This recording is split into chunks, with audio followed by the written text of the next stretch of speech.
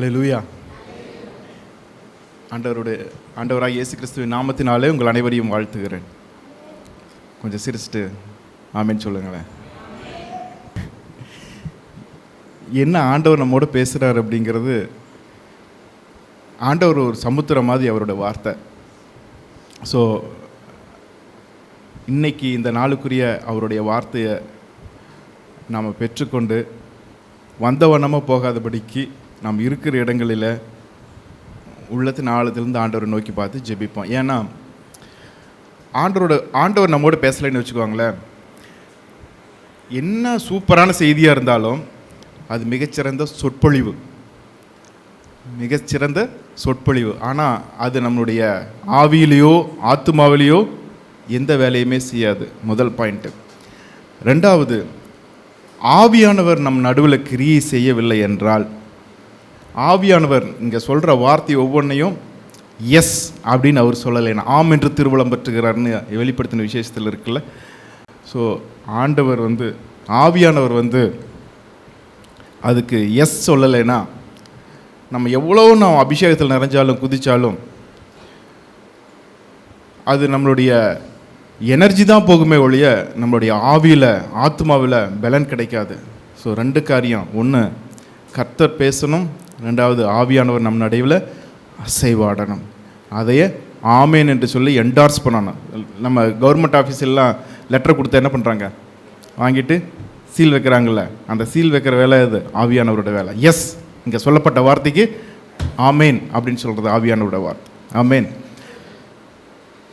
இருக்கிற இடங்களில் ஜெபம் பண்ணலாமா? தலைகளை தாழ்த்தி கர்த்தரை நோக்கி, அப்பா எங்களோடு பேசும். இந்த நாளில் நாங்கள் வந்த வண்ணமாய் திரும்பி போகாதபடிக்கு கர்த்தாவே எங்களோடு கூட இடைப்படும். இந்த நாளுக்குரிய உம்முடைய வார்த்தை எங்களுடைய ஆவியில் ஆத்மாவில் சரீரத்தில் எங்களுக்கு தேவையான மாற்றத்தை கொடுக்கணும். நாங்கள் திரும்பி போகும் பொழுது உம்முடைய வார்த்தையை பெற்றுக்கொண்டவர்களாக, உம்முடைய பிரசன்னத்தை அனுபவிக்கிறவர்களாக, இன்னும் மண்டை கிட்டி சேருகிறவர்களாக நாங்கள் வரணும் ஆண்டவரே. வீட்டுக்கு செல்லணும் ஆண்டவரே, எங்களோடு பேசுங்கப்பா, பேசுங்க. எல்லாரும் ஜாமா இருதயத்தின் ஆழத்தில் நீங்கள் சத்தம் கூட போக வேண்டாம். நீங்கள் எப்படி ஜெபம் பண்ணுறீங்களோ உங்கள் இருதயம் ஆண்டவரோடு பேசட்டும், உங்கள் உள்ளம் பேசட்டும். கர்த்தர் நம்மோடு இடைப்படுவாராக. தகப்பனே எங்களோடு பேசும். வார்த்தை உயிர்ப்பிக்கிற வல்லமையோட வார்த்தை, மரித்து போன இடங்களை உயிர்ப்பிக்கிற வார்த்தை, சுகப்படுத்துகிறது உம்முடைய வார்த்தை, ஆசீர்வதிக்கிறதும் உம்முடைய வார்த்தை, நல்வழிப்படுத்துகிறது உம்முடைய வார்த்தை, சீர்படுத்துகிறது உம்முடைய வார்த்தை, சிட்சிக்கிறது உம்முடைய வார்த்தை, எழுந்து எங்களை கட்டுவிக்கிறது உம்முடைய வார்த்தை, எங்களை எழுப்பி சாட்சியாய் நிறுத்துகிறது உம்முடைய வார்த்தை, எங்களை கனி கொடுக்கும்படியாய் செய்கிறது உம்முடைய வார்த்தை, எங்களை ஆசீர்வதிக்கிறது உம்முடைய வார்த்தை, எங்களை பெருக பண்ணுகிறது உம்முடைய வார்த்தை, எங்களை நாங்கள் நன்றாய் இந்த பூமியில் வாழ்ந்திருக்க பண்ணுகிறது உம்முடைய வார்த்தை. இந்த வார்த்தை எங்களுக்கு வேணும் ஆண்டவரேன்னு சொல்லி ஜெபிக்கலாம். வார்த்தை எங்களுக்கு வேணும்ப்பா. எங்கள் ஆவியில் ஆத்மாவில் சரீரத்தில் உங்கள் வார்த்தை கிரியை செய்யட்டும் என்று ஒப்பு கொடுத்து ஜெபிக்கிறோம். கர்த்தர் எங்களோடு கூட இடைப்படுவீராக. இயேசுவின் நாமத்தில் பிதாவே, ஆமென். நாம் திருப்பிக் கொள்ளலாம். ஏசாயா 66 அதிகாரம் 7, 8, 9 வசனங்கள். இதில் நம்ம தியானத்துக்கு எடுத்துக்கொண்ட வார்த்தை என்னென்னா, 8வது வார்த்தை, இப்படிப்பட்டவைகளை கேள்விப்பட்டது யார், இப்படிப்பட்டவைகளை கண்டது யார்? ஒரு தேசத்துக்கு ஒரே நாளில் பிள்ளைப்பேறு வருமோ, ஒரு ஜாதி ஒருமிக்க பிறக்குமோ, சியோனோவெனில் ஒருமிக்க வேதனைப்பட்டும் தன் குமாரரை பெற்றும் இருக்கிறது. ஹல்லேலூயா.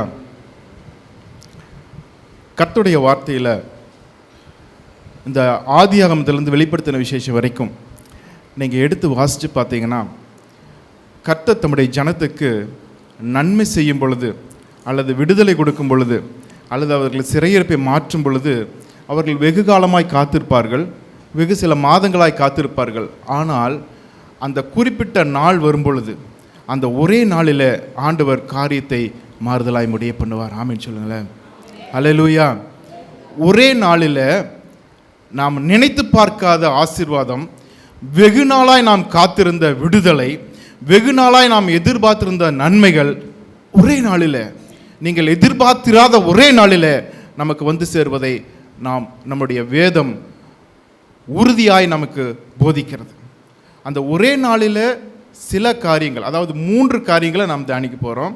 3 பேருக்கு, அதாவது 3 காரியங்களில் 3 இடங்களில் ஒரே நாளில் ஒருமிக்க, அதாவது எப்படின்னா சடனா ஒரு சேஞ்சு, ஒரே நாளில் வாழ்க்கையில் தலையில் மாற்றம், ஒரே நாளில் நம்மளுடைய வாழ்க்கை தரமும் நம்மளுடைய தடைகளும் உடைக்கப்பட்டு வாழ்க்கை தரம் உயர்ந்து மேலோங்குகிற ஒரு அனுபவம் ஒரே நாளில் ஒருமிக்க கர்த்தரிடத்திலிருந்து வருகிறது தம்முடைய ஜனத்துக்கு.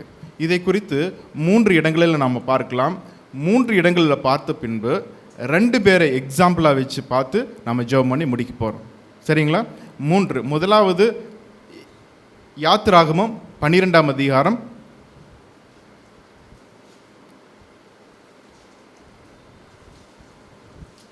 12 திருப்பிக் கொள்ளுங்கள். 12 40-41. இஸ்ரவேல் புத்திரர் எகிப்திலே குடியிருந்த காலம் 430 வருஷம். 430 வருஷம் முடிந்த அன்றைய தினமே கர்த்தருடைய சேனைகள் எல்லாம் எகிப்து தேசத்திலிருந்து புறப்பட்டது. ஆமென். அல்லேலூயா. முதலாவது பாயிண்ட் என்னன்னா, ஒரே நாளில் சிறையிருப்பு மாறுகிறது, விடுதலை உண்டாகிறது. ஒரே நாளில் 430 வருஷ அடிமைத்தனம் ஒரே நாளில் மாறுகிறது. நமக்கு தெரியும், இஸ்ரேல் ஜனங்கள் எகிப்தில் அடிமைப்பட்டிருந்த அந்த வரலாறு நமக்கு தெரியும். இது யாத்ராவில் எடுத்து வாசித்து பார்க்கும்பொழுது அவங்க யோசேப்பின் காலத்தில் அங்கே பழுகி பெருகிறாங்க. அந்த எகிப்தியர் பார்க்கும் பொழுது இவங்க நம்மளை விட பெரியவங்க ஆயிடுவாங்க, நாளைக்கு ராஜ்யபாரம் அவங்ககிட்ட போயிருன்னு சொல்லிட்டு அவங்க என்ன பண்ணாங்க, சிறைப்படுத்த ஆரம்பித்தாங்க, ஒடுக்க ஆரம்பித்தாங்க, அடிமைப்படுத்த ஆரம்பித்தாங்க. அந்த அடிமைப்படுத்த ஆரம்பித்ததுக்கப்புறம் ஆபிரகாம் இடத்தில் ஆண்டவர் சொல்கிறார், 400 வருஷம் அவர்கள் அந்நிய தேசத்திலே அடிமைகளாக இருப்பார்கள். இங்கே 430 வருஷம். அந்த வித்தியாசம் என்னென்னா, அந்த 30 வருஷம் யோசேப்புடைய காலத்தில் அவங்க நன்றாக இருந்தாங்க. அந்த யோசேப்பு காலம் முடிந்ததுக்கப்புறம் அவங்க அடிமைப்பட ஆரம்பித்தாங்க. ஸோ அந்த 400 வருஷங்கிற அந்த கணக்கு மாறலை. ஆபிரகாமுக்கு என்ன சொன்னார், 400 வருஷம் அடிமைப்படுவாங்க. அதே போல் அந்த 400 வருஷம் அடிமைத்தனம் அவங்க எகிப்தில் இருந்த வருஷம் 430 வருஷம். அந்த 430 வருஷம் முடிந்த உடனே ஆண்டவர் ஒரு நாளை குறித்து விட்டார். அந்த நாளை குறித்து விட்டார். அந்த நாள் குறிக்கப்பட்ட அந்த நாள் வந்த உடனே ஆண்டவர் தம்முடைய ஜனங்களை அணி அணியாய் அவர்களை புறப்பட பண்ணுகிறார். அது வரைக்கும் எவ்வளவோ ஜெபிச்சிருக்கிறாங்க, வேதனைப்பட்டிருக்கிறாங்க, பெருமூச்சு விட்டுருக்கிறாங்க, ஆண்டவரிடத்தில் கதறி இருக்கிறாங்க. ஆனாலும் ஆண்டவர் அந்த நாட்கள் முடியும் வரை காத்திருந்தார். அந்த 430 வருஷம் முடிந்த அன்றைய தினமே அவர்களை புறப்பட வைக்கிறார். எப்படி புறப்பட வைக்கிறார், எதனால் அவர்கள் புறப்பட்டார்கள்? இதே அதிகாரத்தில் 12ஆம் அதிகாரத்தில் 23வது வசனம் பாருங்கள். கர்த்தர் எகிப்தியரை அதம் பண்ணுகிறதற்கு கடந்து வருவார். நிலையின் மேற்சட்டத்திலும் வாசலின் நிலைக்கால்கள் இரண்டிலும் அந்த இரத்தத்தை காணும்போது கர்த்தர் சங்காரக்காரனை உங்கள் வீடுகளில் உங்களை அதம் பண்ணுவதற்கு வரவொட்டாமல் வாசற்படியை விலக்கி கடந்து போவார். ஹல்லேலூயா. அவங்க 430 வருஷம் அடிமைத்தனம், அவர்களுக்கு விரோதமாக இருந்த அந்த எதிரியின் கையிலிருந்து அவர்கள் விடுதலையாக்கப்பட்டு வெளியே வருவதற்கான மெயினான அந்த கீவேர்டு என்ன இருக்குன்னு பார்த்தீங்கன்னா இந்த வசனத்தில் இருக்குது. என்ன வசனம் அது, என்ன வார்த்தை அது? நிலையின் மேற்சட்டத்திலும் வாசலின் நிலைக்கால்கள் இரண்டிலும் அந்த இரத்தத்தை காணும்போது சங்காரக்காரன் உங்கள் வீட்டுக்குள்ளே வருவதில்லை, ஆனால் அவர்கள் அந்த இரத்தம் தெளிக்கப்படாத எகிப்தியருடைய வீடுகளுக்குள்ளே சென்று சங்காரம் பண்ணுகிறார்கள். அந்த சங்காரத்தை பார்த்த பின்பு அவன் அதுவரைக்கும் பிடித்திருந்த அந்த கொடுங்கோல் ஆட்சி, அதுவரைக்கும் பிடித்திருந்த அந்த சத்துனுடைய கரம், அதுவரைக்கும் இவர்களை விடமாட்டேன் என்று உறுதியாய் பிடித்திருந்த அந்த பார்வோனுடைய அந்த பிடி அப்படியே தளறுகிறது. அந்த இரத்தத்தை பார்க்கும். ஹல்லேலூயா சொல்லுங்களேன். அந்த ஆட்டுக்குட்டியின் இரத்தம் நம்முடைய இயேசு கிறிஸ்துவின் இரத்தத்துக்கு அடையாளமாக இருக்கிறது. ஹல்லேலூயா, ஹல்லேலூயா. இயேசு கிறிஸ்துவின் இரத்தத்தை பற்றி நீங்கள் பேச ஆரம்பித்தா அது நாட்கணக்கில், வருஷக்கணக்கில், மாதக்கணக்கில் நீங்கள் பேசிக்கொண்டே இருக்கலாம். ஏனென்றால் அந்த இரத்தத்துக்கு அவ்வளவு வல்லமை உண்டு, அந்த இரத்தத்தில் அவ்வளவு அதிகாரம் உண்டு, அந்த இரத்தத்துக்கு சத்துரு நடுங்குகிறான். அதனால தான் இன்னைக்கு அநேக மதத்தினர், வேறு மதத்தினர் கூட இயேசு கிறிஸ்துவை நம்புகிறார்கள். இயேசு கிறிஸ்து இந்த பூமியில் வந்தார் என்பதை நம்புகிறார்கள். இயேசு கிறிஸ்து கன்னி பிறப்பை நம்புகிறார்கள், அவர் இந்த பூமியில் உலாவினதை நம்புகிறார்கள். ஆனால் அவர் சிலுவையில் மரிக்கல, அவர் மரிக்க வரும்போது அப்படியே மேலே போயிட்டாருன்னு நம்புறாங்க. எப்படி ஒரு முக்கியமான ஒரு ட்விஸ்ட் பார்த்தீங்களா இதில்? அவர் ரத்தம் சிந்தினா மட்டும்தான் நமக்கு விடுதலை. ஆனால் அவங்க என்ன நம்புகிறாங்க? இயேசு கிறிஸ்து அப்படியே மரிக்காமல் எடுத்துக்கொள்ளப்பட்டார் என்று நம்புகிறாங்க. வேறு யாரையோ பிடித்து அவங்க சிலுவையில் அரைஞ்சிட்டாங்க நம்புறாங்க. ஆனால் வேறு யாருடைய ரத்தமும் நமக்கு விடுதலையை கொடுப்பதில்லை. இயேசு கிறிஸ்துவின் ரத்தமே நமக்கு விடுதலையை கொடுக்கிறது. இயேசு கிறிஸ்துவின் ரத்தமே நம்மளை விடுதலை ஆக்குகிறது. இயேசுவின் ரத்தமே நம்மளை நித்திய ஜீவனுக்கு உட்படுத்துகிறது. அல்லேலூயா. அப்போ ரத்தத்தினால ஒரே நாள் 430 வருஷம் அடிமைத்தனம், 430 வருஷம் எகிப்தின் வாழ்வு மாறுகிறது.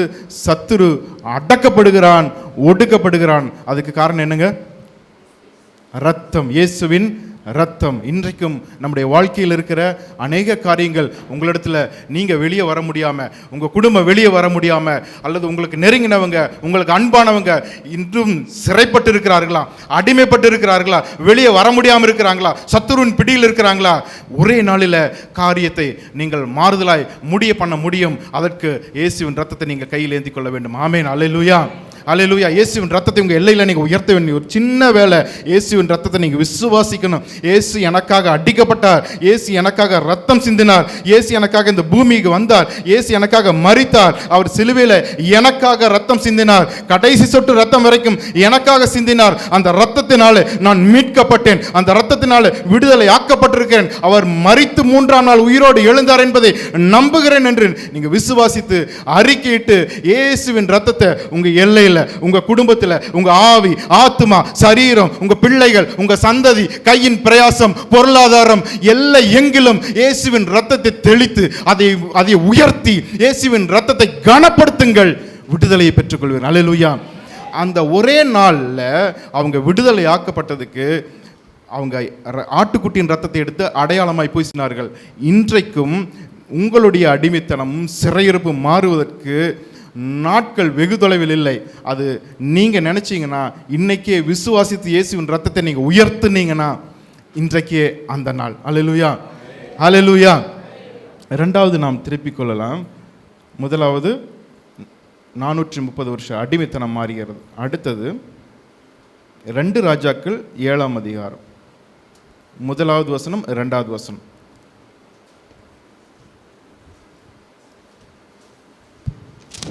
அப்பொழுது எலிசா, கர்த்தருடைய வார்த்தையை கேளுங்கள், நாளைக்கு இந்நேரத்தில் சமாரியாவின் வாசலிலே 1 மரக்கால் கோதுமை மா 1 சேக்கலுக்கும் 2 மரக்கால் வார்கோதுமை 1 சேக்கலுக்கும் விற்கப்படும் என்று கர்த்தர் சொல்லுகிறார் என்றான்.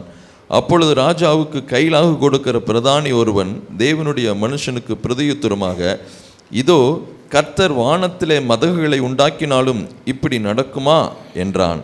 அதற்கு அவன், உன்னுடைய கண்களினாலே அதை காண்பாய், ஆனாலும் அதிலே சாப்பிட மாட்டாய் என்றான்.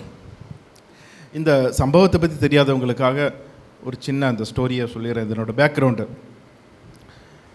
இந்த சமாரியா முற்றிலுமாய் முற்றுகை போடப்பட்டிருக்கிறது. அதாவது எதிரிகள் வந்து இந்த பட்டணத்தை சூழ்ந்து கொண்டார்கள்.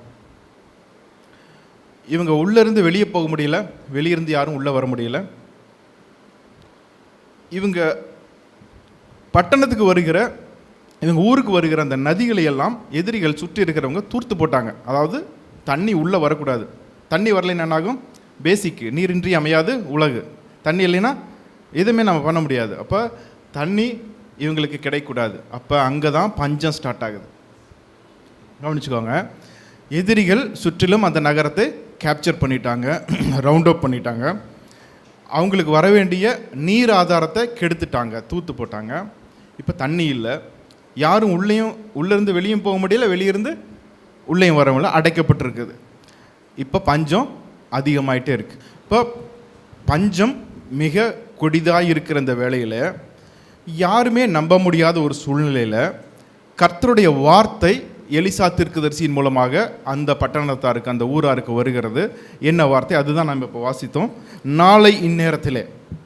அப்பொழுது எலிசா, கர்த்தருடைய வார்த்தையை கேளுங்கள், நாளை இந்நேரத்தில் சமாரியாவின் வாசலிலே ஒரு மரக்கால் கோதுமை மா 1 சேக்கலுக்கும் 2 மரக்கால் வாட்கோதுமை 1 சேக்கலுக்கும் விற்கப்படும் என்று கர்த்தர் சொல்லுகிறார். அதாவது எப்படின்னா, மிக கொடிய பஞ்சம். வீட்டில் நம்மள்ட்ட அரிசியே இல்லை.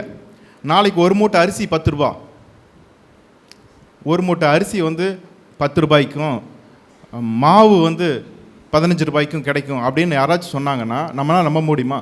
அதாவது கோதுமை அவங்க யூஸ் பண்ணுறது, நம்மளுடைய பாஷையில் சொன்னோம்னா அரிசி, பருப்பு, தானியங்கள். வீட்டில் ஒன்றுமே இல்லை, கடையிலையும் இல்லை, எல்லாம் தொடச்சி வச்சுருக்குறாங்க. நீங்கள் நாலு போனாலும், பஸ் ஸ்டாண்டு போனாலும், மார்க்கெட் போனாலும், எங்கேயுமே எதுவுமே இல்லை. அப்படியே நீங்கள் ஒரு வாங்கினாலும் ஒரு கருவேப்பிலை 1000 ரூபீஸ், 1000 ரூபாய்ன்னு வச்சுக்கோங்களேன். ஒரு கருவேப்பிலை 1000 ரூபாய். அப்படிப்பட்ட ஒரு பஞ்சம். அப்படிப்பட்ட இதை நான் உங்களுக்கு நம்மளுடைய ப்ராக்டிக்கலாக நீங்கள் புரிந்து கொள்ளுகிறதுக்காக சொல்கிறேன். ஒரு கருவேப்பிலை வாங்குறீங்க, அது 1000 ரூபா சொல்கிறாங்க. ஒரு தேங்காய் வாங்குறீங்க, 2500 ரூபா சொல்கிறாங்க. இது ஒன்றுமே வேண்டாம்னு சொல்கிறோம். அவ்வளவு கொடிதான ஒரு பஞ்சம். அந்த பஞ்சத்தில் நாளைக்கு ஒரு நம்ம ஊழியக்காரர் ஒருத்தர் வந்திருக்காரு, நம்ம தேசத்து நம்ம சர்ச்சில் இருக்காரு. நாளைக்கு இந்நேரத்தில் ஒரு மூட்டை அரிசி 10 ரூபாய்க்கு கிடைக்கும், ஒரு மூட்டை பருப்பு 15 ரூபாய்க்கு கிடைக்கும் நீங்கள் சொன்னால் உன்னால் நம்பவே முடியல. அப்படிப்பட்ட ஒரு சூழ்நிலை, அப்படிப்பட்ட ஒரு கொடிதான பஞ்சம். அதாவது எதிரிகளை தாண்டி இவங்க போக முடியாது. எதிரிகளை மேற்கொள்ளுவதற்கும் இவர்களிடத்தில் ஆட்கள் இல்லை. அதாவது இவங்க போய் அவங்களோட யுத்தம் பண்ணுகிறதுக்கு கூட முடியல. ஏன்னா அதாவது இவங்களுடைய இராணுவத்தில் இருக்கிற குதிரைகளுக்கு கூட கொள்ளு போடுறதுக்கு இவங்ககிட்ட இல்லை. அப்படிப்பட்ட ஒரு கொடுமையான கொடிய பஞ்சம் உண்டாயிருக்கிற அந்த சூழ்நிலையில் அந்த பஞ்சத்தை மாற்றும்படியாக இங்கே எலிசா தீர்க்கதரிசி சொல்லுகிறார். நாளைக்கு இந்நேரத்தில் அது அப்படியே நடந்துச்சா? நடந்துச்சு. எடுத்து வாசிச்சு பார்த்தீங்கன்னா அங்கே 4 தீர்க்கதரிசி இருக்கிறாங்க. அந்த 4 தீர்க்கதரிசிகள் அதில் 3வது வசனம், 4வது வசனம், ஒருவர் நோக்கி நாம் இங்கே இருந்து சாக வேண்டியது என்ன? பட்டணத்துக்குள் போவோம் என்றாலும் பட்டணத்தில் பஞ்சம் உண்டாயிருக்கிறதுனால அங்கே சாவோம், நாம் இங்கே இருந்தாலும் சாவோம். ஆகையால் இப்பொழுது சீரியருடைய இராணுவத்துக்கு போவோம் வாருங்கள். அவர்கள் நம்மை உயிரோடைய வைத்தால் பிழைக்கிறோம், நம்மை கொன்றால் சாகிறோம். இந்த ஒரே வசனத்தில் சாவு மொத்தம் எத்தனை தடவை வருது? 3-4 டைம்ஸ் வந்துடுது. அப்போ சாவுங்கிறது நிச்சயமாயிருச்சு. அதாவது அவன் என்ன சொல்கிறான், அந்த குஷ்டரோகி, நம்ம ஊருக்குள்ளே போனாலும் சாப்பாடு கிடைக்கல, ஊருக்கு விட்டு வெளியே தான் அவங்க இருக்கணும். அந்த காலத்துலேருந்து தொழுநோயாளிகள் ஊருக்குள்ளே வரக்கூடாது, அவங்க ஊருக்குள்ளே வரக்கூடாதபடி ஒதுக்கி வைக்கப்பட்டிருக்கிறாங்க. அந்த சூழ்நிலையில் அவங்க என்ன சொல்கிறாங்க, நம்ம இங்கே இருந்தாலும் சாப்பாடு இல்லை, செத்து தான் போக போகிறோம். ஊருக்குள்ளே போனாலும் ஒன்றா சாப்பாடு இல்லாமல் சாவ, இல்லைன்னா அவனை அடித்து கொண்டுருவாங்க, தீட்டுன்னு சொல்லிட்டு. இன்னொன்று பண்ணலாம், சுற்றி இருக்கிறாங்க எதிரிகள், அவங்ககிட்ட போகலாம், அவனுங்க பார்த்து நம்மளை உயிரோட வச்சா ஓகே, இல்லைன்னா சாகலாம் அப்படிங்கிற ஒரு முடிவில் போகிறாங்க. சீரியருடைய, அதாவது எதிரிகள், அவங்க சீரியர்கள் தான் அவங்களுடைய எதிரிகள். இவங்க புறப்பட்டு போகும்பொழுது, இவங்க புறப்படுவதற்கு முன்பதாக கர்த்தர் ஒரு வேலை பண்ணுறாரு பாருங்க. அந்த இடத்துல சீரியருடைய இராணுவத்துக்கு போக இருட்டோடு எழுந்து 5-6 வாசி. சீரியருடைய இராணுவத்திற்கு போக இருட்டோடு எழுந்திருந்து சீரியாவினுடைய பாளையத்தின் முன்னணியில் வந்தார்கள், அங்கே ஒருவரும் இல்லை. ஆண்டவர் சீரியின் இராணுவத்திற்கு இரதங்களின் இரைச்சலையும் குதிரைகளின் இரைச்சலையும் மகா இராணுவத்தின் இரைச்சலையும் கேட்க பண்ணினதினால் அவர்கள் ஒருவரை ஒருவர் நோக்கி, இதோ நம்மிடத்தில் போருக்கு வர இஸ்ரவேலின் ராஜா ஏத்தரின் ராஜாக்களையும் எகிப்தியரின் ராஜாக்களையும் நமக்கு விரோதமாக கூலி பொருத்தினான் என்று சொல்லி இருட்டோடை எழுந்திருந்து ஓடிப்போய் தங்கள் கூடாரங்களையும் தங்கள் குதிரைகளையும் தங்கள் கழுதிகளையும் தங்கள் பாளையத்தில் அவைகள் இருந்த பிரகாரமாகவே விட்டு தங்கள் பிராணன் மாத்திரம் தப்பும்படி ஓடி போனார்கள். அவங்களுடைய எல்லா பொருட்களையும் விட்டுட்டு அவங்க ஓடி போகும்படியாய் ஆண்டவர் இரைச்சலை கட்டளையிடுகிறார். அல்லேலூயா. இராணுவங்கள் இரைச்சலை கட்டளையிடுகிறார். நன்றா தெரிஞ்சுக்கோங்க, உங்களுக்கு கர்த்தருடைய வார்த்தை பர்சனலா உங்களுக்குன்னு நீ இப்படித்தான் இருப்பேன்னு ஒரு வார்த்தை வந்துருச்சுன்னா, அந்த வார்த்தையை எதிர்த்து நிற்க எந்த சக்தியாலும் முடியாது. அந்த எப்பேற்பட்ட பாதாளம் இறங்கி வந்தாலும், சத்துரு தன்னுடைய முழு திறமையும் சேர்த்து வந்தாலும், முழு பாதாளமே உங்களுக்கு எதிராக வந்தாலும், நரகத்தின் கூட்டமே எதிர்த்து நின்று போராடினாலும், கர்த்தர் உங்களுக்கு என்று கொடுத்திருக்கிற அந்த வார்த்தையை, ஹல்லேலூயா ஹல்லேலூயா, அந்த வார்த்தையை அதமாக்க, அதை பொய்யாக்க எந்த சக்தியாலும் முடியாது. ஹல்லேலூயா சொல்லுங்களேன். முதல்ல பார்த்தோம், ஆண்டவர் நம்மளுக்கு கொடுக்கிற அந்த விடுதலை ஒரே நாளில் வருகிறதுக்கு அவருடைய இரத்தத்தினால ஆகும். ரெண்டாவது, அவர் நம்மளுக்கு கொடுக்கிற அந்த விடுதலை, அந்த பஞ்சத்தை மாற்றுகிற அவருடைய வல்லமை, நம்முடைய தரித்திரத்தை மாற்றுகிற அந்த நிலைமை, நம்மளை அடைக்கப்பட்டிருக்கிற இந்த சூழ்நிலையை மாற்றுகிற இந்த நிலைமையை அவருடைய வார்த்தையினால ஆமேன் கிடைக்கும். இது எப்படி நடந்தது? கடைசி அதை மாற்றி வாசிச்சிடலாம். அப்படியே நடந்துச்சான்னு சொல்லிட்டு பாருங்க. 18 2 மரக்கால் வார்கோதுமை 1 சேக்கலுக்கும் 1 மரக்கால் கோதுமை மா 1 சேக்கலுக்கும் நாளை இந்நேரத்திலே சமாரியாவின் ஒளிமுக வாசலில் விற்கும் என்று தேவனுடைய மனுஷன் ராஜாவோடு சொன்னதின்படியே நடந்தது. சொன்னதின்படியே நடந்தது. அதுக்கப்புறம் அவன் இது நடக்குமான்னு ஒருத்தன் கேட்டான். பார்த்தீங்களா? நடக்குமான்னு ஒருத்தன் கேட்டான். அவன் ராஜாவுக்கு கையிலாக கொடுக்கிற, அதாவது சப்போர்ட் பண்ணுற ஒரு ஆஃபீஸர். அவனை அந்த ராஜா அந்த இடத்துல வச்சிருக்காரு, ஒரு வேலைக்காக வச்சிருக்காரு. ஆனால் அந்த வேலையை ஜனங்கள் இந்த பஞ்சத்துலேருந்து கூட்டமாக வந்ததுனால அவன் பார்த்தான், ஆனால் அதில் பங்கு பெற முடியல. கர்த்தருடைய வார்த்தையை நாம் சந்தேகிக்கப்படும் பொழுது சுற்றி இருக்கிறவங்களுக்கு அல்லது நம்மோடு கூட இருக்கிறவர்களுக்கு அந்த வார்த்தை நடக்கிறத நம்ம பார்க்க முடியும். ஆனால் அந்த வார்த்தை நம்மிடத்தில் அது பலிக்காது. காரணம் என்னென்னா, நம்மளுடைய அவிசுவாசம், நம்மளுடைய சந்தேகம். இப்படி நடக்குமா, ஒரு கொஸ்டின் மார்க், இது இப்படி நடக்குமா அப்படிங்கிற ஒரு கேள்வி நமக்குள்ளே இருக்கிற வரைக்கும் நம்ம வார்த்தை நிறைவேறுகிறதை பார்ப்போமே ஒழிய அதை நாம் அனுபவிக்க முடியாது. அந்த ராஜாவினுடைய பிரதானிக்கு அதுதான் நடந்தது. எலிசா தீர்க்கதரிசி என்ன சொன்னார்? நாளைக்கு இந்நேரத்தில், இன்றைக்கி என்ன டைமு? 11 மணி. நாளைக்கு இந்நேரத்தில் 11 மணிக்கு இது இப்படி தான் நடக்கும் அப்படின்னு சொன்னார். அதே மாதிரி அடுத்த நாள் அந்நேரத்தில் அந்த கொடிய பஞ்சம் மாறினது. நம்பவே முடியாதபடி, இது மாறுவதற்கு வாய்ப்பே இல்லை, சந்தேகமே இல்லை. அதாவது மிகுந்த சந்தேகத்தோடு அந்த பிரதானி கேட்கிறான், இது எப்படி நடக்கும் என்று சொல்லி, இது வாய்ப்பே இல்லையே என்று சொல்லி அவன் கேட்கிறான். ஆனால் அந்த வார்த்தையின்படியே நடந்தது. அந்த வார்த்தை மேற்கொண்டது. அந்த வார்த்தையின்படியே காரியங்கள் முடிந்து ஒரே நாளில், அல்லேலூயா, ஒருமிக்க ஒரே நாளில் சடனா நம்முடைய வாழ்க்கையில் காரியங்கள் நடக்க கர்த்தருடைய வார்த்தை இன்னொரு கீவேர்டு. முதல் கீவேர்டு என்னங்க? இயேசுவின் ரத்தம். ரெண்டாவது கீவேர்டு கர்த்தருடைய வார்த்தை. மூன்றாவது அப்போஸ்தலர் 2ஆம் அதிகாரம் 1வது வசனம் 2வது வசனம் வாசி. பெந்தகோஸ்தே என்னும் நாள் வந்தபோது அவர்கள் எல்லாரும் ஒருமனப்பட்டு ஓரிடத்தில் வந்திருந்தார்கள். அப்பொழுது பலத்த காற்று அடிக்கிற முழக்கம் போல வானத்திலிருந்து சடுதியாய் ஒரு முழக்கம் உண்டாகி அவர்கள் உட்கார்ந்திருந்த வீடு முழுவதையும் நிரப்பிற்று. இந்த சம்பவம் நமக்கு தெரியும். ஆண்டவருடைய சீஷர்கள் இவர்கள் 120 பேர், ஏறத்தாழ 120 பேர் என்ன பண்ணுறாங்க? ஆண்டவர் உயிர் தெழுந்து பரமேறி போனதுக்கு பின்பாக இவர்கள் காத்திருக்கிறார்கள். அவர்கள் ஆண்டவருடைய சமூகத்தில் காத்திருக்கிறார்கள், ஜெபத்தில் உபவாசத்தில் காத்திருக்கிறார்கள். அவர்கள் காத்திருக்கும் பொழுது அவளுடைய வாழ்க்கையில் சடுதியில் ஒரு காரியம் நடக்கிறது. அந்த ஒரே நாளில் அவர்கள் சாட்சியாக எழும்பும்படியான ஒரு காரியம் நடக்கிறது. அதைத்தான் நம்ம வாசிக்கிறோம். அப்பொழுது பலத்த காற்று அடிக்கிற முழக்கம் போல வானத்திலிருந்து சடுதியாய் ஒரு முழக்கம் உண்டாகி அவர்கள் உட்கார்ந்திருந்த வீடு முழுவதையும் நிரப்பிற்று. அல்லாமலும் அக்னிமயமான நாவுகள் போல பிரிந்திருக்கும் நாவுகள் அவர்களுக்கு காணப்பட்டு அவர்கள் ஒவ்வொருவர் மேலும் வந்து அமர்ந்தது. அவர்கள் எல்லாரும் பரிசுத்த ஆவியினாலே நிரப்பப்பட்டு ஆவியானவர் தங்களுக்கு தந்தருளின வரத்தின்படியே வெவ்வேறு பாஷைகளிலே பேச தொடங்கினார்கள். இந்த பேதுரு நம்ம முதலே தியானிச்சிருக்கிறோம். 2ஆம் வாய்ப்புங்கிற தலைப்பில் நம்ம பேசும்போது சொல்லியிருக்கிற ஒரு வேலைக்காரி முன்னாடி மறுதளித்து ஏசு யாருன்னே தெரியாதுன்னு சொல்லி சபிச்சு சத்தியம் பண்ணின ஒரு மனுஷன். அந்த மனுஷன் எழுந்து எல்லாரோட கூட நின்று சொல்கிறாரு, ஜீவாதிபதியை நீங்கள் கொலை செய்தீர்கள், ஆனால் தேவனோ அவரை மரித்தோரிலிருந்து எழுப்பினார், அதுக்கு நாங்கள் சாட்சிகளாக இருக்கிறோம். உங்கள் வாழ்க்கையில் நெடுநாளாய் நீங்கள் காத்திருக்கிறீங்க, ஆண்டவருக்கு நான் ஆண்டவருக்கென்று ஏதாயிலும் நான் செய்யணும்.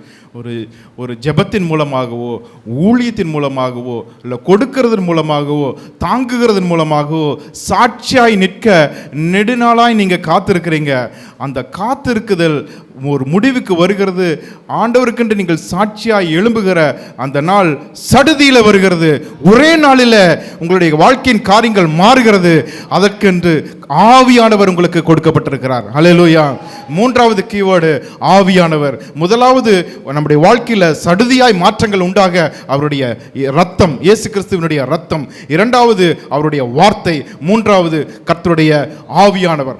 ஆவியானவருடைய வல்லமையினாலே, ஆவியானவருடைய நடத்துதலினாலே, ஆவியானவருடைய கிரியினாலே, ஆவியானவருடைய அபிஷேகத்தினாலே நம்முடைய வாழ்க்கையில் இருக்க காரியங்கள் சடனா மாறும், சடுதியில மாறும்.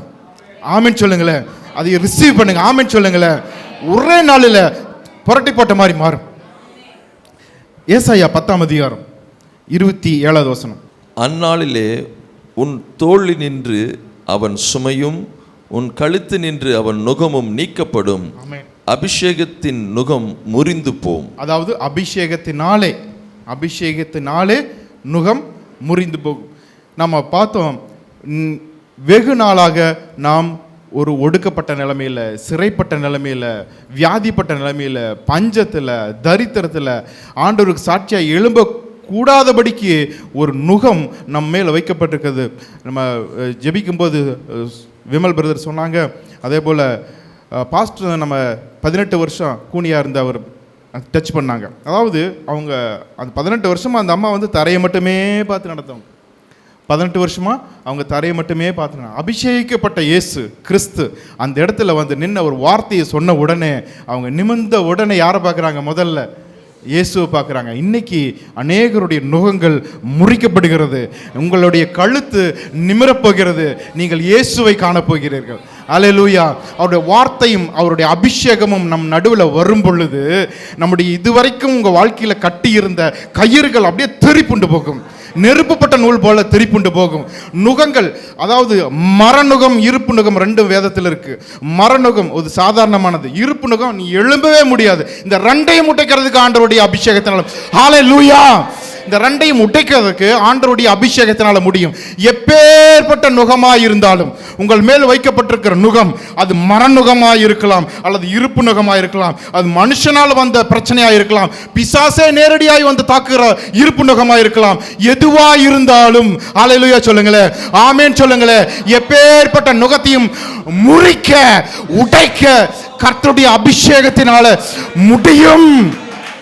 ஹல்லேலூயா.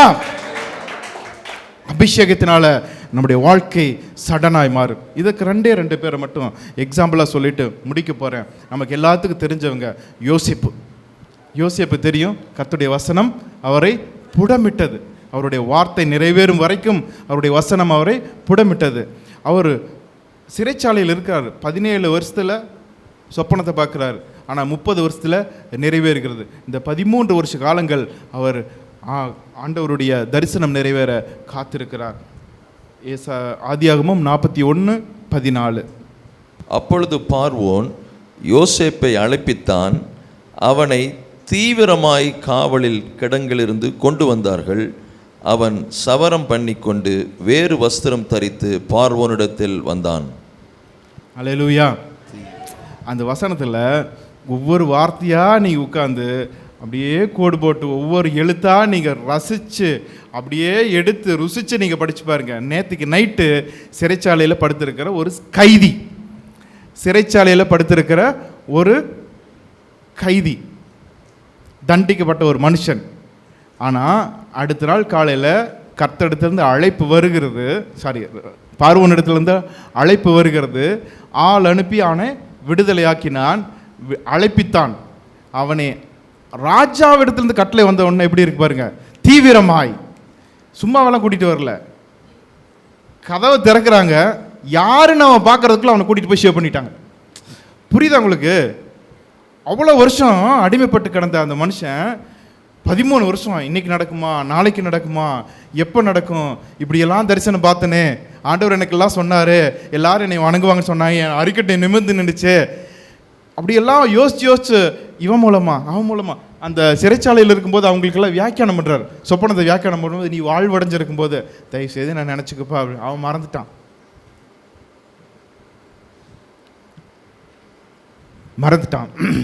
ஆனால் கர்த்தர் மறக்கல. பார்வோனை எழுப்பிடுறார். உங்களுக்குன்னு கொடுக்கப்பட்ட வார்த்தையை நிறைவேற்றுறதுக்கு அவர் கிரியை செய்து கொண்டே இருக்கிறார். யோசேப்பை அழைப்பித்தான், அவ்வளோதான். அவனை தீவிரமாய் காவல் கிடங்கிலிருந்து கொண்டு வந்தார்கள். அவன் சவரம் பண்ணி கொண்டு வேறு வஸ்திரம் தரித்து, அந்த சிறையிருப்பின் வஸ்திரம் சொல்லுங்க மாறுது. ராஜா முன்னாடி நிற்கிறது தகுந்த மாதிரி வஸ்திரம் போடப்படுது.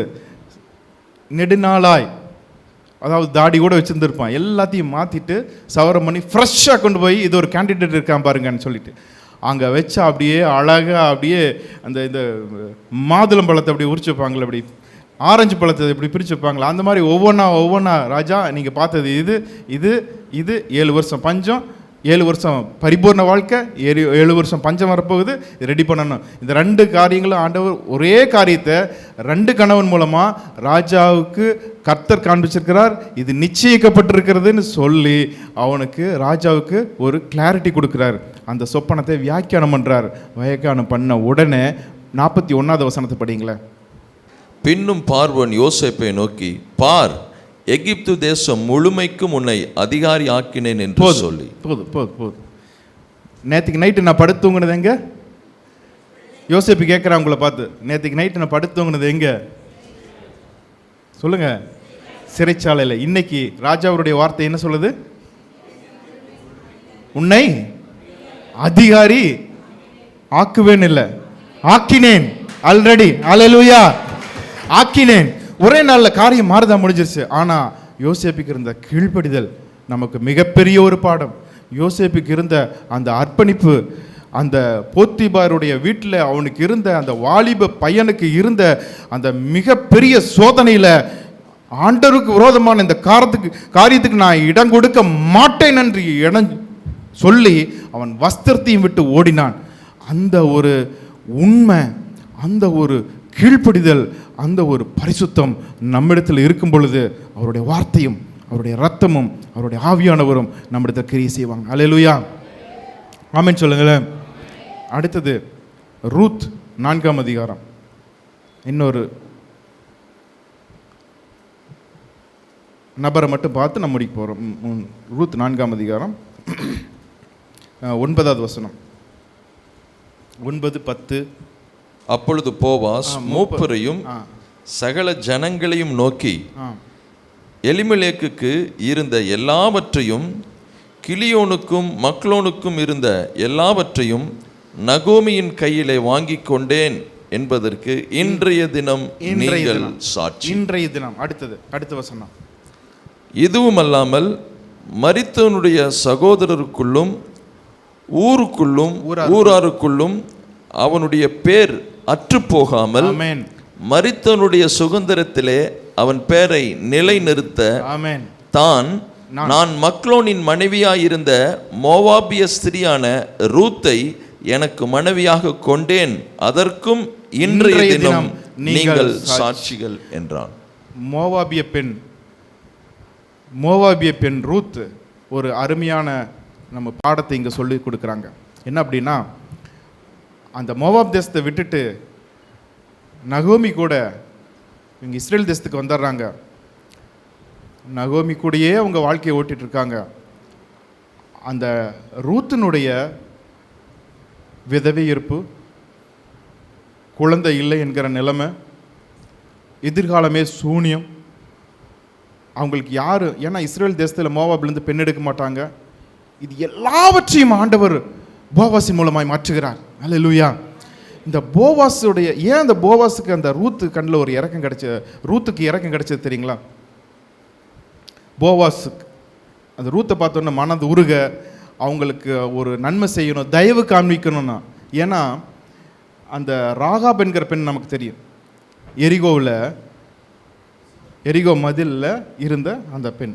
அவங்க குடும்பமாக என்ன பண்ணுறாங்க, இஸ்ரேல் தேசத்தில் ஜாயின் பண்ணிக்கிறாங்க. அவங்க தான் அந்த 2 வேவுக்காரங்களை காப்பாற்றுறாங்க. நீங்கள் ஒருவேளை உங்களுக்கு புரியலன்னா யோசுவா 2ஆம் அதிகாரத்தை எடுத்து வாசிச்சு பாருங்கள், வீட்டில் போய் வாசிச்சு பாருங்கள். அந்த ராகாப் என்ற பெண் இஸ்ரவேலில் ஒருத்தர் மேரேஜ் பண்ணுறாரு. அவர் தான் போவாஸோட அப்பா. அந்த ராகாப் அவன் ரூத்தை பார்க்கும்போது அவனுக்கு மனசு, எங்கள் அம்மா இப்படி தானே வந்திருப்பாங்க. அவனுக்கு மனசு துடிக்குது, இந்த அம்மாவுக்கு ஏதாவது செய்யணும், இந்த பெண்ணுக்கு ஏதாவது செய்யணும் அப்படின்னு சொல்லி அவங்க தயவு காமிச்சிட்டே இருக்கிறாரு. ஆனால் ஒரு காலகட்டம் வரும்போது, ஆண்டவர் குறித்த அந்த நாள் வரும்போது, அந்த ரூத்தினுடைய வாழ்க்கை மாறிடுது. அவளுடைய விதவியிருப்பு, மோவாபுங்கிற சபிக்கப்பட்ட அந்த நிலைமை மாறிடுது. இயேசு கிறிஸ்துனுடைய சந்ததிக்குள்ளே அந்த மகள் கொண்டு வரப்படுகிறாள். மத்தேயு 1ஆம் அதிகாரத்தில் 3 பெண்கள் மாத்திரம் குறிக்கப்படுகிறார்கள். இயேசு கிறிஸ்துனுடைய வம்ச வரலாறுல இந்த அம்மாவும் வந்துடுறாங்க. அல்லேலூயா, அல்லேலூயா. இன்னைக்கு நம்ம கர்த்தர் நம்மோடு சொல்கிற வார்த்தை என்னென்னா, உறுதியா ஒரு பால் மாதிரி விட்டு போயிடாத. மூத்த மருமக, நகமியோட மூத்த மருமக ஒருபா, அவள் விட்டுட்டு போயிட்டான், சொந்த ஜனத்துக்கு போயிட்டான். ஆனால் இவ விடாமல் பற்றி கொள்ளுகிறான்.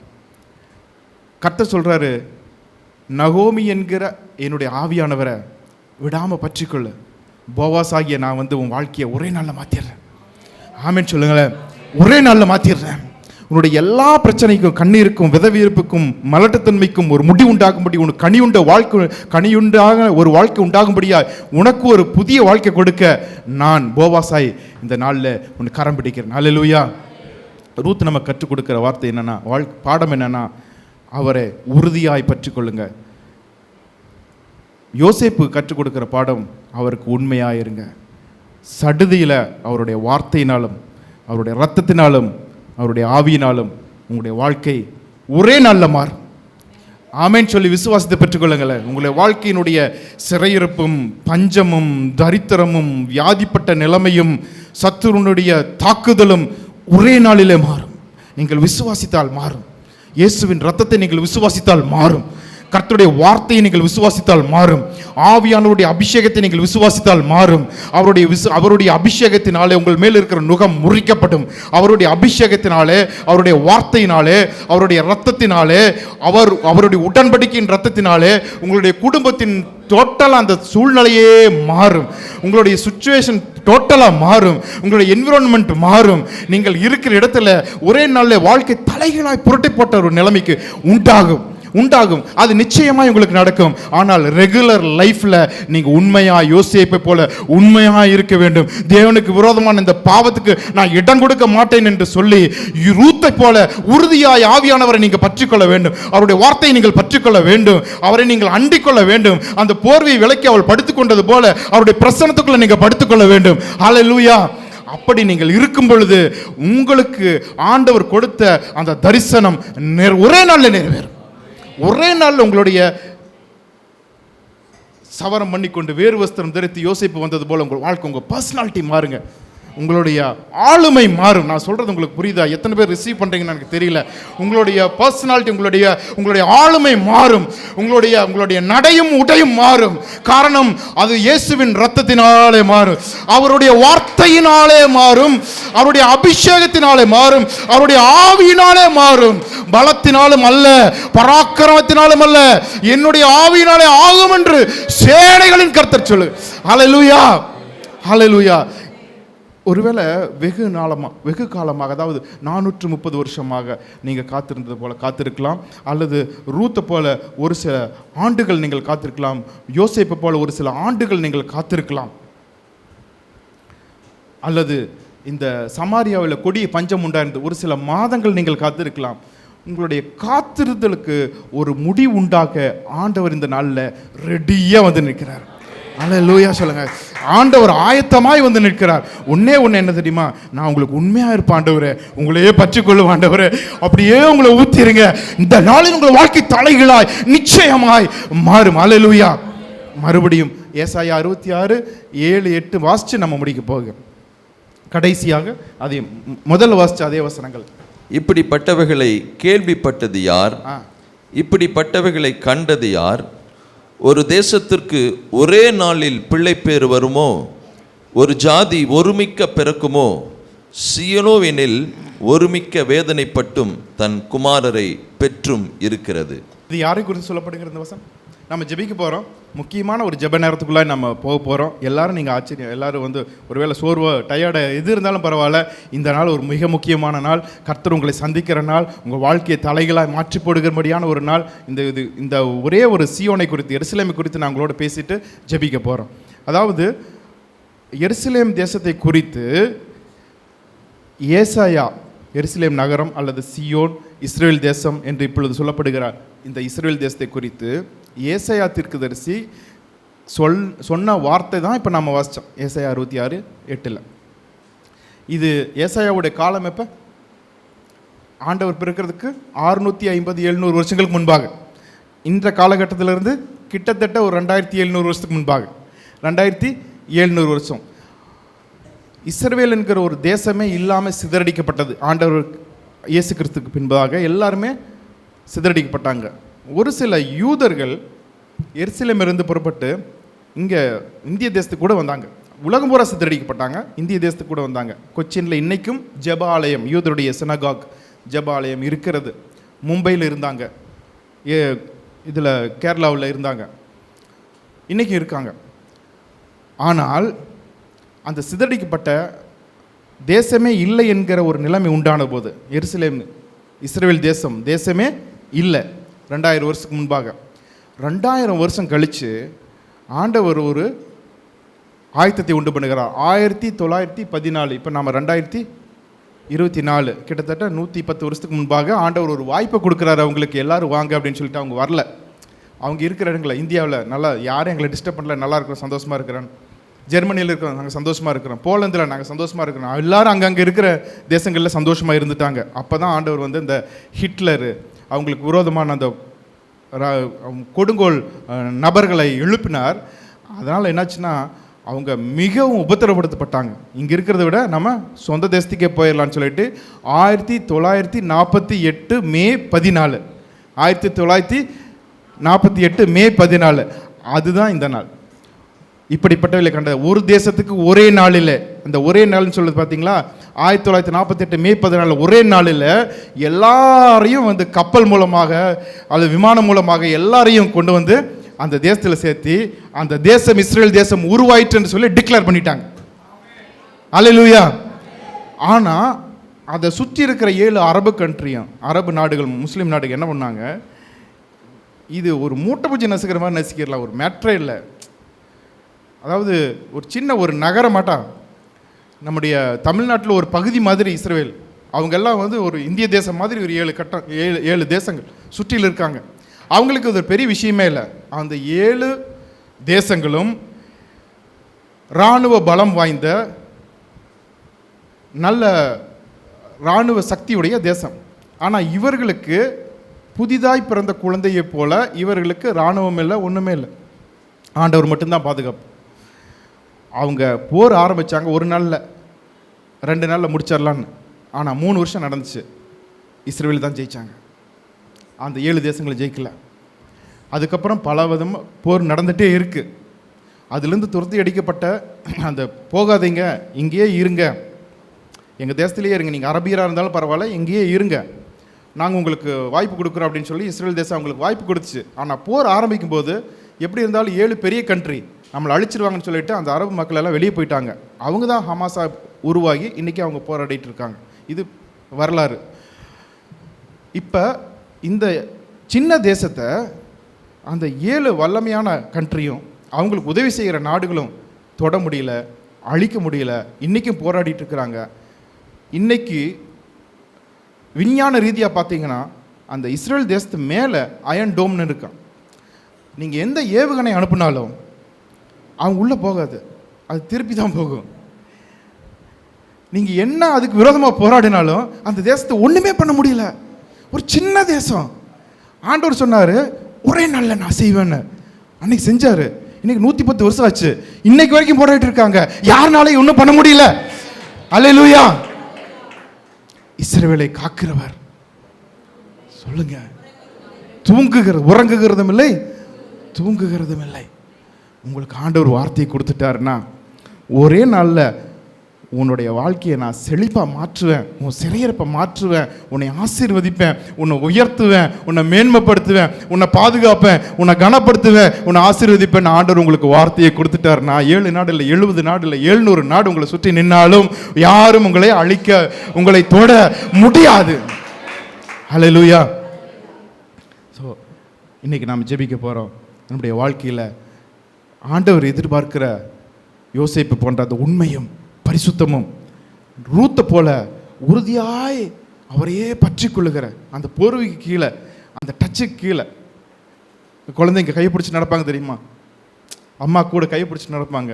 கையை பிடிச்சி சின்னதில் கையை பிடிச்சி நடப்பாங்க. கொஞ்சம் பெருசானவனதுக்கப்புறம் கை பிடிக்கிறதுக்கு வராது. அதனால் அம்மா கூட இருந்தாங்கன்னா போதும், அந்த சேரையோ அந்த கையோ அந்த உரசிட்டு இருந்தால் போதும், அப்பாவோட கூட இருந்தால் போதும், டச்சாக இருந்தால் போதும். அப்பாவோட டச்சு கூடயே இருக்கா, அதை மட்டும் மிஸ் பண்ணிடாதீங்க. அப்பாவோட டச்சு கூடயே இருக்கான்னு சொல்லி பாருங்கள், அதை மட்டும் மிஸ் பண்ணிடாதீங்க.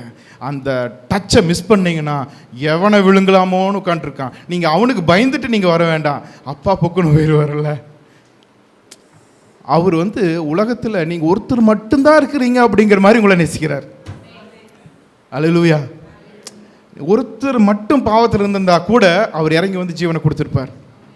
அப்படிப்பட்ட அன்புடைய அப்பா, அப்பா, சொந்த அப்பா, அம்மா, சொந்தங்கள், பந்தங்கள் கைவிடலாம், தூற்றலாம், தூக்கி எறியலாம்.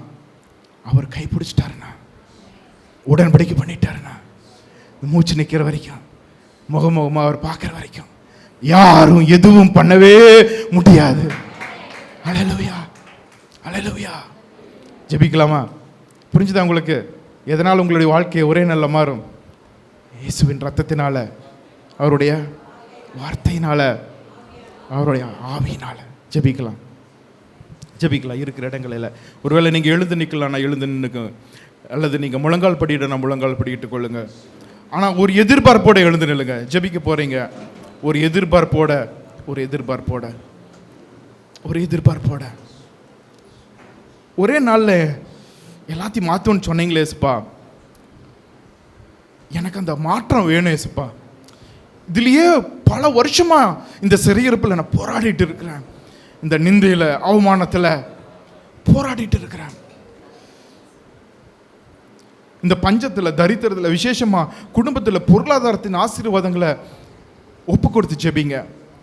வாங்கிறது தான், சம்பளம் வாங்கிறது தான் தெரியுது, ஆனால் அது நிற்கிறதே இல்லை. உண்மை தானே? தரித்திரம் மாறட்டும், வீட்டில் இருக்கிற தரித்திரம் மாறட்டும், சாபங்கள் உடைக்கப்படட்டும், வியாதிகள் வெளியேறட்டும், பஞ்சம் மாறட்டும், பற்றாக்குறை தீரட்டும், பரிபூரணமும் செழிப்பும் உண்டாகட்டும், சுகமும் ஆசீர்வாதமும் உண்டாகட்டும்.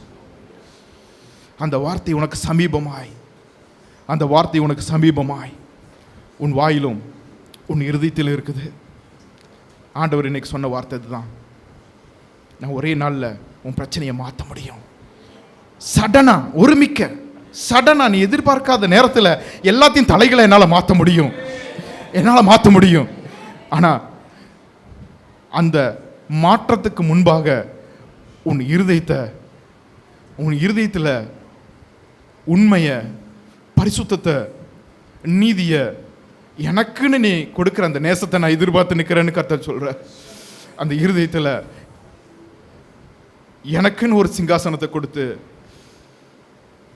நீங்க தான் ராஜாவா உட்கார்ந்துருக்கணும்னு சொல்லி ஒப்பு கொடுத்து அவருடைய கரத்தில் உங்க வாழ்க்கை, உங்கள் ஆவி, ஆத்மா, சரீரம், பொருளாதாரம் எல்லாவற்றையும் அவர் கையில் ஒப்பு கொடுத்து ஜெபிங்க. நம்ம கேட்டிருக்கிறோம், நம்முடைய வாழ்க்கையில் ஒருமிக்க ஒரு மாற்றத்தை, ஒரு சடனான ஒரு சேஞ்ச், சடுதியில் ஒரு மாற்றத்தை கொடுக்க கர்த்தர் ஆயத்தமாய் வந்திருக்கிறார். கர்த்தர் வந்திருக்கிறார். ஒருவேளை நீங்கள் வெகு நாட்களாக, வெகு காலமாக போராட்டத்தில் நீங்கள் இருந்திருக்கலாம். ஆனால் இந்த நாள் ஆண்டவர் சொல்லுகிற அந்த ஒரே நாள், இஸ்ரவேல் தேசத்தில் 1948 மே 14 ஒரே நாளில் அதனுடைய தேசம் உருவாகி ஒரே நாளில் கர்த்தர் சொன்ன வார்த்தை நிறைவேறினது போல இந்த நாள் உங்கள் வாழ்க்கையில், இந்த நாள் உங்கள் வாழ்க்கையில் கர்த்தர் உங்களுக்கு சொல்லுகிற வார்த்தை, இதுவரைக்கும் சொல்லியிருக்கிற வார்த்தை நிறைவேறும்படியாய் ஆண்டவர் இறங்கி வந்து சடுதியில் மாற்றத்தை உண்டு பண்ணுகிற நாள், சடுதியில் மாற்றத்தை உண்டு பண்ணுகிற நாள். ஜெபிக்கலாமா? எல்லாருமே ஜெபிக்கலாமா? எல்லாரும் ஜெபிக்கலாம். கர்த்தரை ஒப்பு கொடுத்து ஜெபிக்கலாம். தேங்க்யூ லார்ட், உமக்கு நன்றி, நன்றி, நன்றி, நன்றி ஆவியானவரே. தேங்க்யூ. உங்களுக்கு உங்களுக்கு ஒரு எதிர்பார்ப்போட ரூத்து போல போவாஸோடைய பாதத்தில் போய் அந்த போர்வையை விலக்கி அவர் படுத்துக்கிட்டா பார்த்தீங்களா, அது போல ஒரு எதிர்பார்ப்போட அவருடைய பிரசனத்துக்குள்ள வந்திருக்கிறீங்க. அவர் அம்மேன் இந்த தேவாலயம் முழுவதும் அந்த போர்வை விரிக்கப்பட்டு இருக்கிறது. இந்த தேவாலயம் முழுவதும் அந்த வஸ்திரங்கள் மூடி இருக்கிறது. இது மேல் வீட்டு அறை என்று கர்த்தர் சொல்லுகிறார். இது மேல் வீட்டு அறை, என் ஆவியானவர் இங்கே இருக்கிறார். இது மேல் வீட்டு அறை. உன்னுடைய நுகம் முறிக்கப்படும். உன்னுடைய நுகம் முறிக்கப்படுகிற இடம் இது. ஹல்லேலூயா. உன்னுடைய நுகம் என்னுடைய அபிஷேகத்தினால உன்னுடைய நுகம் முறிக்கப்படும். ஒருவேளை அது மர நுகமாக இருக்கலாம், மனுஷர்களால் போடப்பட்ட நுகமாக இருக்கலாம், ஒருவேளை அது இரும்பு நுகமாக இருக்கலாம், சத்துருவே உனக்கு நேரடியாக போட்ட நுகமாக இருக்கலாம். எந்த நுகமாக இருந்தாலும் என்னுடைய அபிஷேகத்தினால் அது இன்று நாள் முறிக்கப்படும் என்று கர்த்தர் சொல்லுகிறார். Thank you Lord. உமக்கு நன்றி நன்றி நன்றி நன்றி நன்றி. நீ இனி குனிஞ்சு நடக்க தேவைய அவசியம் இல்லை. நீ கூனியாக இருக்க வேண்டிய அவசியம் இல்லை. ஆமே, நீ நிமிர்ந்து நிற்க வேண்டிய ஒரு நாள் இது. நீ நிமிர்ந்து நிற்க வேண்டிய நாள். இயேசுவை முகமுகமாய் தரிசிக்க வேண்டிய ஒரு நேரம் இது. கர்த்தர் உலாவுகிற நேரத்தை மிஸ் பண்ணிராதீங்க. இந்த ஜெப நேரம் மிக முக்கியமான நேரம். கர்த்தர் உலாவுகிற நேரம், இது மிஸ் பண்ணிராதீங்க. முன்னாடி இருந்து பின்னாடி வரைக்கும், பின்னாடி இருந்து முன்னாடி வரைக்கும் ஆண்டவருடைய அசைவாடுதலை பார்க்கிறேன், ஆண்டவருடைய தொடுதலை பார்க்கிறேன். இயேசுவின் ரத்தத்தை உயர்த்துகிறோம். Thank you Lord. உமக்கு நன்றி. Thank you Jesus. உமக்கு நன்றி. ஓ thank you Lord. உமக்கு நன்றி. ரத்தத்தின் வல்லமை மிக வல்லமையா எழும்பி நிற்கிறது. இயேசுவின் ரத்தத்தின் வல்லமை. நன்றி நன்றி. ஒருவேளை இன்னைக்கு தான் நீங்க இயேசுவின் ரத்தத்தை குறித்து ஃபர்ஸ்ட் டைம் கேட்கறீங்களா, அதை நம்புங்க, அதை கனப்படுத்துங்க, அதை விசுவாசிங்க. உங்க ரெண்டு கரத்தையும் விரிச்சு நில்லுங்க. மேல இருந்து இயேசுவின் ரத்தம் உங்க மேல சொட்டு சொட்டாய் உங்க மேல விழுகுது. ஆவி, ஆத்மா, சரீரம் எல்லாவற்றையும் கரை நீங்க அது சுத்திகரிக்கிறது. இயேசுவின் ரத்தத்துக்கு இன்னைக்கும் வல்லமை உண்டு. இன்னைக்கும் இயேசுவின் ரத்தத்துக்கு வல்லமை உண்டு. அது மாறி போகல. உண்மையாக உள்ளத்தின் ஆழத்திலிருந்து முதல்ல இயேசுவின் ரத்தத்தினால உங்கள் வாழ்க்கையினுடைய சிறையிருப்பு மாறும் என்பதை விசுவாசித்து முதலாவது இயேசுவின் ரத்தத்தை உயர்த்தி, அந்த உடன்படிக்கையின் ரத்தத்தை உயர்த்தி, அந்த நித்திய உடன்படிக்கையின் ரத்தத்தை உயர்த்தி, அந்த ஆட்டுக்குட்டியின் ரத்தத்தை உயர்த்தி, முதலாவது ரத்தத்தினால் வருகிற விடுதலையை நீங்கள் பெற்றுக்கொள்ளுங்க. இயேசுவின் ரத்தத்தை உயர்த்தி சபையாய் நாங்கள் சேர்ந்து, தகப்பனே அப்பா 2000 ஆண்டுகளுக்கு முன்பாக உம்முடைய சொந்த குமாரன் பலியா நீங்க கொடுத்தீங்களே, அதை நாங்க நினைச்சு அப்பா அப்படி சமூகத்தில் வந்து நிற்கிறோம். எங்களுடைய ஜெபத்தை அல்ல, எங்களுடைய உபவாசத்தை அல்ல, எங்களுடைய ஊழியத்தை அல்ல, எங்களுடைய உத்தமத்தை அல்ல, எங்களுடைய நீதி அழுக்கான கந்த ஆண்டவரே உம்முடைய குமாரன் சிலுவையில எங்களுக்காக சிந்தின ரத்தத்தை உம்முடைய சமூகத்தில் நினைவுபடுத்தி ஜெபிக்கிறோம். அவர் பட்ட பாடுகளை உம்முடைய சமூகத்தில் கொண்டு வந்து வைத்து அதற்காக நாங்கள் ஜெபிக்கிறோம். அந்த உம்முடைய குமாரனுடைய பாடுகளையும் வேதனையும் ரத்தத்தையும் பார்த்து அதை நினைத்து இந்த நாளில் எங்களுடைய அப்பா எகிப்தின் அடிமைத்தனத்தை நீர் மாற்றுவீராக. எகிப்தின் அடிமைத்தனங்கள் உடைக்கப்படுவதாக. யாரெல்லாம் பாவத்திலிருந்து வெளியே வர முடியாமல் இருக்கிறாங்களோ அவர்கள் ஒவ்வொருவர் மேலும் இயேசுவின் ரத்தத்தை நான் உயர்த்துகிறேன். ஒவ்வொரு ஆவியாத்மா சரீரத்தின் மேலும் இயேசுவின் ரத்தத்தை நாங்கள் உயர்த்துகிறோம். சத்துரு விடமாட்டேன், ஆண்டவருக்கு ஊழியம் செய்ய, ஆண்டவருக்கு என்று ஆராதனை செய்ய விடமாட்டேன் என்று யாரையெல்லாம் பிடித்து வைத்திருக்கிறானோ எல்லா பார்வோனுடைய ஆவிகளும், எகிப்தின் வல்லமைகளும், எகிப்தின் மந்திரவாதங்களும் அழிக்கப்படும்படியாக இயேசுவின் ரத்தத்தை இந்த நாளில் உயர்த்துகிறோம்.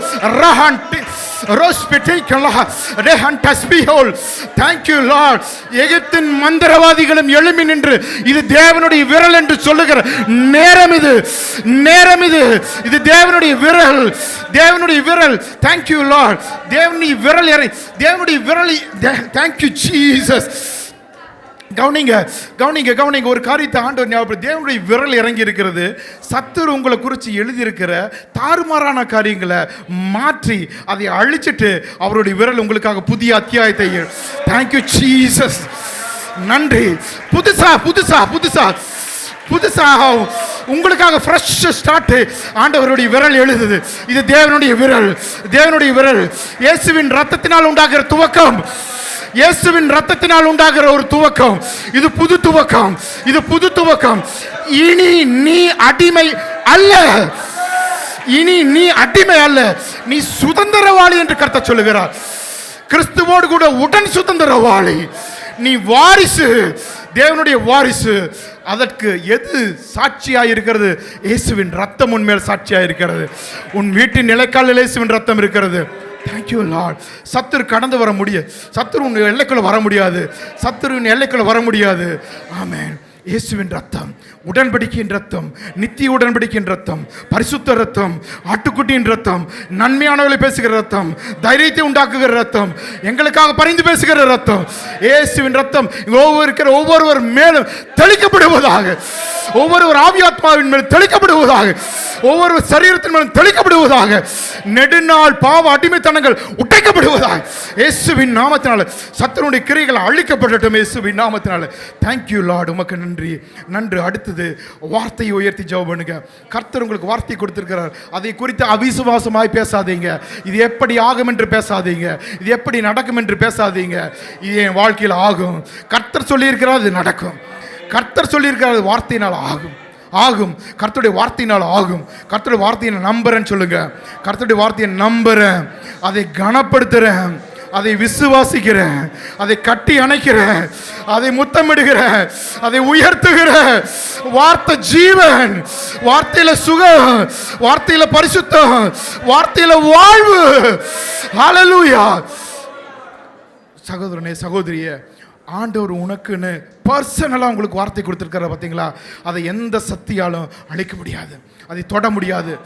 நீங்கள் அவிசுவாசமாக நினச்சா மட்டும்தான் அந்த வார்த்தை செயல்படாது. கவனிச்சுக்கோங்க. நீங்கள் அவிசுவாசிச்சா மட்டும்தான் அந்த வார்த்தை செயல்படாது. நீங்கள் விசுவாசிச்சிங்கன்னா எந்த சத்துருவாலும் அந்த வார்த்தையை பொய்யாக்க முடியாது, அபத்தமாக்க முடியாது. ஆண்டவர்கிட்ட சொல்லுங்கள், விசுவாசிச்சிங்கன்னா ஆண்டவருக்கு அது ரொம்ப பிரியமாக இருக்கும். விசுவாசிச்சா அவருக்கு ரொம்ப சந்தோஷம். ஆண்டவர்கிட்ட சொல்லுங்கள், ஆண்டவரை நான் விசுவாசிக்கிறேன், நீங்கள் கொடுத்த வார்த்தையை விசுவாசிக்கிறேன், வாக்குத்தத்தத்தை விசுவாசிக்கிறேன், நீங்கள் எனக்கு கொடுத்த தரிசனத்தை விசுவாசிக்கிறேன், என் வாழ்க்கையில் நடக்கணும்னு நம்புறேன், நாளைக்கு நேரத்தில் நடக்கணும் நம்புறேன். நம்ப முடியலனாலும் நம்புறேன்பா, நம்புறதுக்கு ஏதும் இல்லைனாலும் நம்புறேன்பா, நம்புறேன்பா, குழந்தைய போல நம்புறேன்பா, நம்புறேன். நான் கண்ணிலையும் பார்ப்பேன், அதில் நான் அனுபவிக்கவும் செய்வேன். ஹல்லேலூயா. Thank you Jesus. உங்கள் வார்த்தையில் ஜீவன் இருக்குப்பா, உங்கள் வார்த்தையில் உண்மை இருக்குப்பா. உங்கள் வார்த்தை நித்தியமான வார்த்தை, அதை யாராலும் அழிக்க முடியாது. கடைசியாக ஆவியானவரை உயர்த்துங்க. கர்த்தருடைய ஆவியானவரை பற்றிக்கொள்ளுங்க. ரூத்தை போல ஆவியானவரை பற்றிக்கொள்ளுங்க. ரூத் நகோமியை பற்றி கொண்டது போல ஆவியானவரை பற்றிக்கொள்ளுங்க. ஆவியானவரை பற்றிக்கொள்ளுங்க. இப்பொழுது கர்த்தருடைய அபிஷேகம், கர்த்தருடைய அபிஷேகத்தின் வல்லமை உங்கள் நுகங்களை முறிக்கும்படியாய் இறங்கி இருக்கிறது. ஹல்லேலூயா. தேங்க்யூ. விசுவாசிங்க, நம்புங்க. நிமிர்ந்து நடப்பேன், நிமிர்ந்து நடப்பேன். இனி நான் நுகம் வைக்கப்பட்டவனை போல, நுகத்தை சுமக்கிறவளை போல நான் இனி குனிஞ்சு நடக்க மாட்டேன். நிமிர்ந்து சகோதரன், நான் நிமிர்ந்து மனுஷன் எவ்வளவு வேணாலும் வச்சு லோடு பண்ணியிருக்கலாம். சகோதரி, யார் வேணாலும் உங்க மேல லோடு வச்சிருக்கலாம். ஆனா கர்த்தர் சொல்றாரு, நிமிர்ந்து நடக்க பண்ணுகிற, நிமிர்ந்து நடக்க. என்னுடைய அபிஷேகத்தினால உன் மேல இருக்கிற அந்த பாரம் உடையுது. அந்த பாரம் உடைக்க முடியாத அந்த பாரத்தை கர்த்தர் உடைக்கிறார். உடைக்க முடியாத அந்த நுகத்தை கர்த்தருடைய அபிஷேகம் உடைக்கிறது. அபிஷேகத்தின் வல்லமை உடைக்கிறது. இது மேல் வீட்டாரை நாம் கூடி இருக்கிறோம். கர்த்தருடைய ஆவியானவர் இங்கு அசைவாடுகிறார். ஹல்லேலூயா. நீங்கள் சாட்சியாய் நிற்க கூடாதபடி நீங்கள் ஓடி ஒளிந்த தெரிந்த காலங்கள் முடிந்தது. ஆண்டவர் கனி கொடுக்கும்படியாய், சாட்சியாய் நிற்கும்படியாய் அவர் அபிஷேகம் உங்கள் மேல வந்திருக்கிறது. அவருடைய ஆவியானவர் உங்கள் மேல வந்திருக்கிறார். கர்த்தருடைய ஆவியினால உங்களுக்கு சொல்லப்பட்ட வார்த்தை நிறைவேறும். கர்த்தருடைய ஆவியினால உங்க வார்த்தை நிறைவேறும். ஒரே நாளில் காரியங்கள் மாறுதலாய் முடியும். ஹல்லேலூயா. Thank you Jesus. அப்பா உமக்கு நன்றி. Thank you Jesus. Yes Lord. நன்றி ஆண்டவரே. கரங்களை தட்டி எல்லாரும் சடுதியான ஒரு மாற்றத்தை என் வாழ்க்கை அனுபவிக்கும். சொல்லுங்க, சடுதியான மாற்றம். ஒரே நாளில் பஞ்சம் மாறினது போல் ஒரே நாளில் பல மாதம் போராடினது என் வாழ்க்கையில் மாறும். அந்த ஒரு மேகத்தின் கீழே கத்தரனை வச்சிருக்கிறார். அந்த மேகத்தின் கீழே, அந்த பிரசன்னத்தின் கீழே நான் இருக்கிறதுனால நிச்சயம் மாற முடியாதது என்று ஒன்றும் என் அகராதியில் கிடையாது. அகராதியில் கிடையாது. மாறும். என் கண்ணு அதை பார்க்கும், என் கண்ணு அதை பார்க்க, என் சரீரம் அதை உணரும், அதை அனுபவிக்கும். நான் அதில் வாழ்வேன், மாற்றத்தில் வாழ்வேன், வளர்வேன், உயர்வேன்.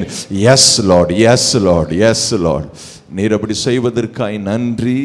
உம்முடைய நாமத்திற்கே நாங்கள் மகிமை செலுத்துகிறோம்.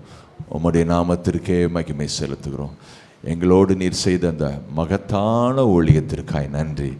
எங்களுக்கு இன்னது தேவை என்பதை நீர் மட்டுமே அறிஞ்சிருக்கிறீர் ஆண்டவரே. மனுஷன் முகத்தை பார்க்கறான், நீரோ இருதயத்தை பார்க்கிறீர். ஒவ்வொருவரையும் அழைத்து வந்தது நீங்க தான். நீங்க தான் ஜீவா பட்டை பிட்டு கொடுத்தது நீங்க தான். அவளை திருப்திப்படுத்தினது நீங்க தான். அவர்கள் நிறைவாக்கினது நீங்க தான். அவர்கள் மீதியானதை எடுத்துக்கொண்டு போக செய்தது நீங்க தான். ஏசப்பா, உமக்கே மகிமை.